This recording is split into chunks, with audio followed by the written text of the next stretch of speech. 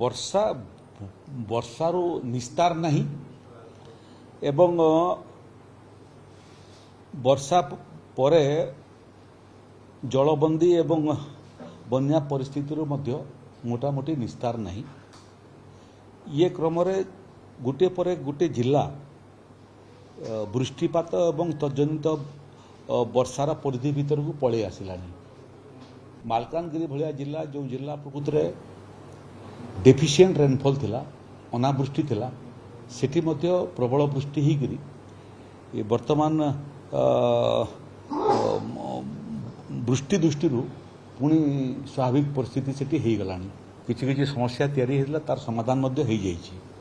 ଶନିବାର ରବିବାର 2 ଦିନ ଧରିକି କଳାହାଣ୍ଡିରେ ବ୍ୟାପକ ବୃଷ୍ଟିପାତ, ମୋଟାମୋଟି 1000 mm ରୁ ଅଧିକ ବର୍ଷା, ଯେଉଁ ବର୍ଷା ଭିତରେ ରାମପୁର ବ୍ଲକରେ ସର୍ବାଧିକ 345 ମିଲିମିଟର ବର୍ଷା, ଜୟପାଟନା ବ୍ଲକରେ, କଲମପୁର ବ୍ଲକରେ, ଜୁନାଗଡ଼ ବ୍ଲକରେ, କୋକସରା ବ୍ଲକରେ ଏଭଳିଆ 100, 150, 200 ଏବଂ 300 mm ପର୍ଯ୍ୟନ୍ତ ବର୍ଷା ରେକର୍ଡିଂ ହେଇଛି। ବରଗଡ଼ ଜିଲ୍ଲା ମଧ୍ୟ ପ୍ରବଳ ବୃଷ୍ଟିପାତ ହେଇଛି। ଝାରସୁଗୁଡ଼ା ଜିଲ୍ଲା ମଧ୍ୟ ପ୍ରବଳ ବୃଷ୍ଟିପାତ ହେଇଛି। ସୁନ୍ଦରଗଡ଼ ଜିଲ୍ଲା ମଧ୍ୟ କୋଇଡ଼ା ଅଞ୍ଚଳରେ ପ୍ରବଳ ବୃଷ୍ଟିପାତ ଫଳରେ ଗୁଡ଼ିଏ ସମସ୍ୟା ଉତ୍ପନ୍ନ ହେଇଥିଲା। କିନ୍ତୁ ଆଗାମୀ ଯେଉଁ 5-6 ଦିନର ପୂର୍ବ ଅନୁମାନ କରାହେଇଛି, ଇଏ ପୂର୍ବ ଅନୁମାନରେ କୌଣସି ଜିଲ୍ଲା ରେଡ୍ ୱାର୍ଣ୍ଣିଂ ଭିତରେ ନାହିଁ। 3-4ଟା ଜିଲ୍ଲା ଯେଉଁଟା ଅରେଞ୍ଜ ୱାର୍ଣ୍ଣିଂ ଅଛି, କିଛି ବର୍ଷା ହେବ, ପ୍ରବଳ ବର୍ଷା ବି ହେଇପାରେ। ସେଟା ହେଉଛି ସୁନ୍ଦରଗଡ଼ ଜିଲ୍ଲା, ସମ୍ବଲପୁର ଜିଲ୍ଲା, ବରଗଡ଼ ଜିଲ୍ଲା, ଝାରସୁଗୁଡ଼ା ଜିଲ୍ଲା ଏବଂ ସୁନ୍ଦରଗଡ଼ ଜିଲ୍ଲା। ବାକି ଜିଲ୍ଲା ସବୁ ୟେଲୋ ୱାର୍ଣ୍ଣିଂ ଭିତରେ ଅଛି। ତେଣୁ ଆଜି କେବଳ ଝାରସୁଗୁଡ଼ା, ବରଗଡ଼, ସମ୍ବଲପୁର, ସୁନ୍ଦରଗଡ଼କୁ ଛାଡ଼ିଦେଲେ, ବୌଦ୍ଧ ଜିଲ୍ଲାକୁ ଛାଡ଼ିଦେଲେ ବାକି ସବୁ ୟେଲୋ ଜୋନ୍ ଭିତରେ ଅଛି। ଆସନ୍ତାକାଲିଠାରୁ ଅର୍ଥାତ୍ 26 ତାରିଖରୁ ଆପଣଙ୍କର 30 ତାରିଖ ପର୍ଯ୍ୟନ୍ତ ମୋଟାମୋଟି ଓଡ଼ିଶାର ସମସ୍ତ ଜିଲ୍ଲା କମ୍ ବେଶୀ କରି ୟେଲୋ ୱାର୍ଣ୍ଣିଂ ଭିତରେ ରହିବ। କେବଳ ବାଲେଶ୍ୱର, ମୟୂରଭଞ୍ଜ ଇଏ 2ଟା ଜିଲ୍ଲା 30 ତାରିଖ ଦିନ ଅରେଞ୍ଜ ୱାର୍ଣ୍ଣିଂରେ ଅଛି। ଗତ କିଛି ଦିନ ଧରିକରି ଯେଉଁ ବର୍ଷାର ବିତ୍ପାତ ଚାଲିଥିଲା, ସେଥିରେ ପରିସ୍ଥିତି ବର୍ତ୍ତମାନ ସୁଧୁରିବାଟା ଆରମ୍ଭ ହେଲାଣି। ଇଏ କ୍ରମରେ ବିଗତ 2 ଦିନ ଭିତରେ ଆପଣଙ୍କୁ ମୁଁ ଉଲ୍ଲେଖ କରିବା ପାଇଁ ଚାହିଁବି ଯେ 25 ତାରିଖ ଆଜି ସକାଳ 10 ଘଟିକା ପର୍ଯ୍ୟନ୍ତ ଯେଉଁ ଯେଉଁ ଜାଗା ନୂଆ କରି ପ୍ରଭାବିତ ହେଲା, କଳାହାଣ୍ଡି ଏବଂ ସୁନ୍ଦରଗଡ଼ ଏବଂ ଝାରସୁଗୁଡ଼ା ଏସବୁ ଜିଲ୍ଲାରେ ମାତ୍ର 2282 ଲୋକ ଇଭାକୁଏଟେଡ୍ ହେଇଛନ୍ତି, ସ୍ଥାନାନ୍ତରିତ ହେଇଛନ୍ତି। ନୂଆକରି 95ଟା ରିଲିଫ୍ ସେଣ୍ଟର ମଧ୍ୟ ଖୋଲା ହେଇଛି। ସାମଗ୍ରିକ ଭାବରେ ଦେଖିଲେ ବର୍ତ୍ତମାନ ଓଡ଼ିଶାରେ ରିଲିଫ୍ ସେଣ୍ଟରର ସଂଖ୍ୟା ହେଲା 957। ଏ ଯେଉଁ ନୂଆକରି 2282 ବ୍ୟକ୍ତି ସ୍ଥାନାନ୍ତରିତ ହୋଇଛନ୍ତି, ତାର ଯଦି ସାମଗ୍ରିକ ହିସାବ ଦେଖିବେ ଆପଣ, ଅଦ୍ୟାବଧି ସ୍ଥାନାନ୍ତରିତ ହୋଇଥିବା ଲୋକଙ୍କର ସଂଖ୍ୟା ହେଲା 4,94,125 ଏବଂ ଏମାନଙ୍କ ଭିତରୁ ବିଭିନ୍ନ ରିଲିଫ୍ ସେଣ୍ଟରରେ ମଧ୍ୟ ସମ ପରିମାଣର ଲୋକ ଏକୋମୋଡେଟେଡ୍ ହେଇଥିଲେ। ଫ୍ରି କିଚେନ୍ ଯେଉଁଟା ନୂଆ କରି ଖୋଲା ହେଇଛି, ତାର ସଂଖ୍ୟା ହେଲା 95 ଏବଂ ବର୍ତ୍ତମାନ ରାଜ୍ୟରେ ଫ୍ରି କିଚେନ୍ର ସଂଖ୍ୟା ହେଲା 944। ଯେଉଁମାନେ ରନ୍ଧା ଖାଦ୍ୟ ଗ୍ରହଣ କଲେ ବିଗତ 2-3 ଦିନ ଭିତରେ ନୂତନ ଭାବରେ 2 ଲକ୍ଷ 2 ଦିନ ଭିତରେ 28,767 ଲୋକ ନୂଆ କରି ଏମାନେ ଲାଭାର୍ଥୀ ହେଲେ। ମଧ୍ୟାହ୍ନ ଭୋଜନ ଏବଂ ରନ୍ଧା ଖାଦ୍ୟର ସାରା ଓଡ଼ିଶାର କୁମୁଲେଟିଭ୍ ଇଫେକ୍ଟ ହେଲା ଯେ 5,02,608 ଜଣ ବନ୍ୟା ପ୍ରଭାବିତ ଲୋକ ସେମାନେ ରନ୍ଧା ଖାଦ୍ୟ ର परिधि भीतर को आसीचंती। ड्राई फ्रूट पैकेट डिस्ट्रीब्यूशन रे मध्य विगत 2 दिन भितर चूड़ा एवं गुड़ आवंटन होईची एवं ये विगत 2 दिन भितर स्वतंत्र भाव में पुणी आम 28टा ओडीआरएफ टीम, गोटे एनडीआरएफ टीम, 40टा फायर एवं इमरजेंसी सर्विसेज टीम एवं पुलिस सिविल डिफेन्स को मिसेले आहरी 30 ये 49 टीम नूतन भाव में भिन्न भिन्न नुआ जगार लोकंकर उद्धार काम रे नियोजित होइचंती। यार सहित एठी विभिन्न नदीर जलपतन मध्य कमिबाटा आरंभ होईची। पकुआपदारे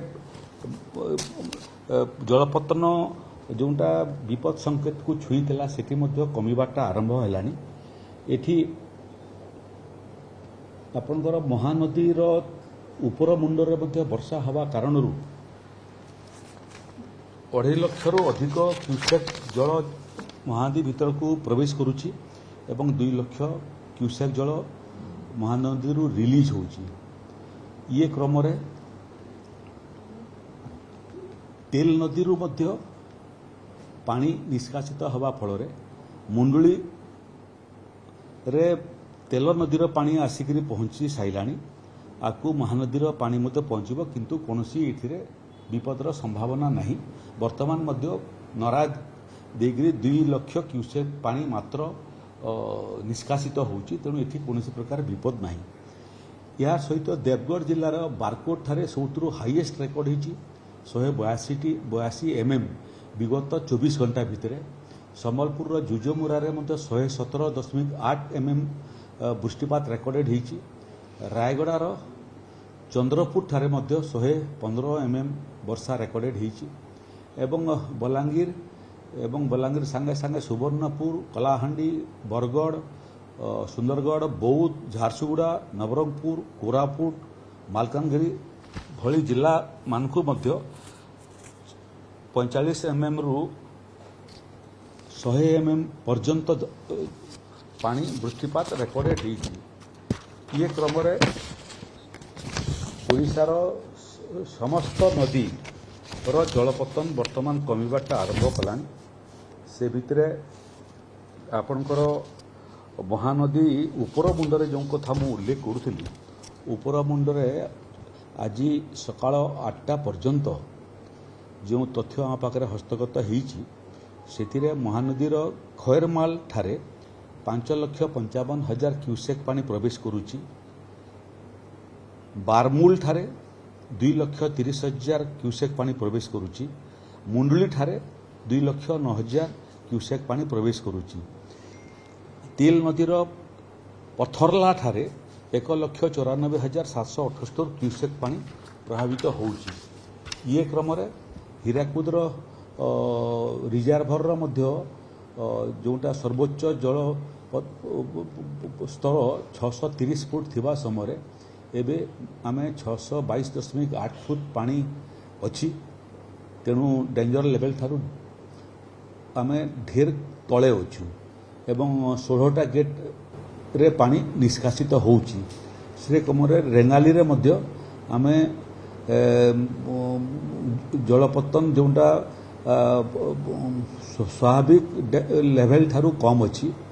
इंद्रावती रे मध्य तलकू जलपतन कमिलानी। अपर कोलाब रे बालीमेला ठारे, माछखुन ठारे, सालिंदी, लोअर इंद्र, लोअर सुक्तेल एवं कानपुर ये सबू रिजर्भर मानकू मध्य जलस्तर कमिची एवं एबे स्वाभाविक भाव में जल निष्कासित होउची। एई नदी मानक ठारू एवं डैम ठारू आसंता 24 घंटा 48 घंटा भितर कोनोसी प्रकार विपद आमे आशंका करू नाहू।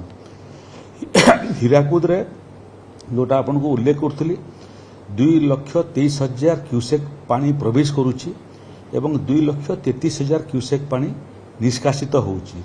रेंगाली रे मध्य 2,80,000 क्यूसेक पानी प्रवेश करुची, 3,27,000 क्यूसेक पानी निष्कासित होउची।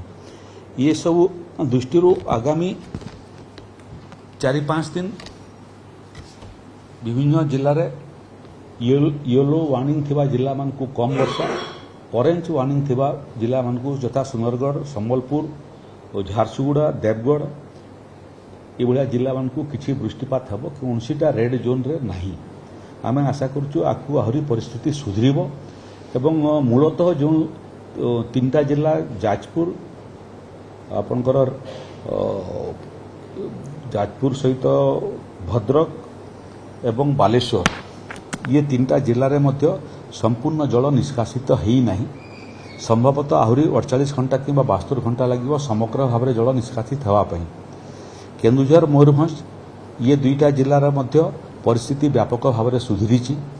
यहाँ मिसेले कटक ठू आरंभ कर केन्द्रापड़ा, जगतसिंहपुर एथिरे मध्य धीरे धीरे अवस्था स्वाभाविक होगाटा आरंभ कलानी। मुख्यमंत्री जो पैकेज घोषणा करते तार लैंडिंग मध्य आरंभ है। राजस्व विभाग तरफ तृतीय इन्स्टॉलमेंट पैसा आम गतकाली जिला मान आवंटित कर देचु। आज एसआरसी जिलापाल मान सहित संपर्क में अच्छा एवं जो जो जिला अधिक आवश्यक करेंगे आज से आम पांठि हस्तांतर करूँ आवंटन करने। इनपुट सब्सिडी घर भंगा सहित आपणकर कृषि विभाग मध्य तार पैकेज लैंडिंग करवाटा आजिकाली बेलू आरंभ करदेव। विहन जोटा केंद्र सरकार ठारू आम आने योजना करूँ तार मध्य इंडियन हो गलानी सेटा मध्य पहुँचवा आरंभ कर लोकों को आम विहन न बांटिक विहन पैसा देदेवु से माने तांकर चॉइस जो विहन से माने निजे किनी पारिबे। आउटलेट माने सरकारी आउटलेट एवं बेसरकारी आउटलेट माने सब जगह आम खोलेबू। जोटा रिलीफ चाउल सेटा मध्य लैंडिंग प्रोसेस आरंभ हो गलानी एवं किछि जिलापाल माने आहरी 2 दिन रिलीफ सेंटर रंधा खाद्य को बढ़ावा निवेदन करते से आम कहीचु 2 दिन नुह जिते बेला पर्यंत संपूर्ण परिस्थिति स्वाभाविक न होइछि एवं लोक घर को फेरबार स्थिति उत्पन्न न होइछि, लोकों घरे रोषेई करिवार स्थिति उत्पन्न न होइछि जिते बेला पर्यंत लोक रिलीफ सेंटर थिबे से मानकु आमे सम्मान सहित समस्त मानवीय सुविधा सुजोग भोजन देबु। मात्र 2 लाख क्यूसेक पानी प्रवेश करुच्ची एवं 2 लाख रिलीज होउछि। आकु वर्षार संभावना मध्य कम अच्छी एवं विगत 48 घंटा भितर महानदीर तलमुंडरे मध्य वर्षा ही नहीं। तेणु आम आशा करुचु जे आउ अधिक बन्या जल रिलीज होवार आवश्यकता पड़ब नहीं। मुंडली वर्तमान सुरक्षित अच्छी मत लगुच आगामी दिन 4-5 दिन पर्यंत 5 लाख 6 लाख अधिक जल मुंडली निष्कासित होवार आवश्यक पड़ब नहीं।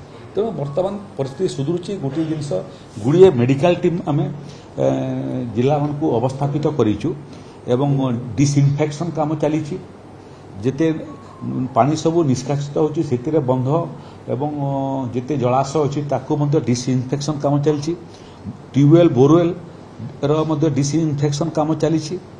जो माने अंतःसत्त्वा मातृशक्ति सेवानकर गुड़िए माँ मान को आम स्थानांतरित कर सफल होइछु एवं बिना कैजुअलिटी समस्ते शिशु जन्म करके निज निज अंचल को फेरवाटा आरंभ कले। साप कामुड़ा जनित 2-4टा रिपोर्ट आम पाखे हस्तगत होइछि किंतु ठीक समय साप कामुड़ा इंजेक्शन पहुंचवा फल शताधिक लोक ये क्षय क्षति रक्षा पाई।